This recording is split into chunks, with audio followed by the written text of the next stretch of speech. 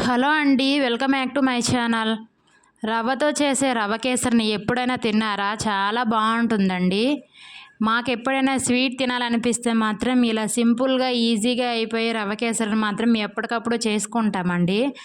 ఒకప్పుడు ఎక్కువగా ఫంక్షన్స్‌కి ఇవి పెట్టేవారు కదా! కానీ ఇప్పుడు మాత్రం ఇవి ఎక్కడా కనిపించట్లేదు. అదేంటో గానీ పాతకాలం నాటి పెట్టే స్వీట్స్ అన్నీ మాత్రం ఇప్పుడు ఎక్కడా పెట్టట్లేదండి.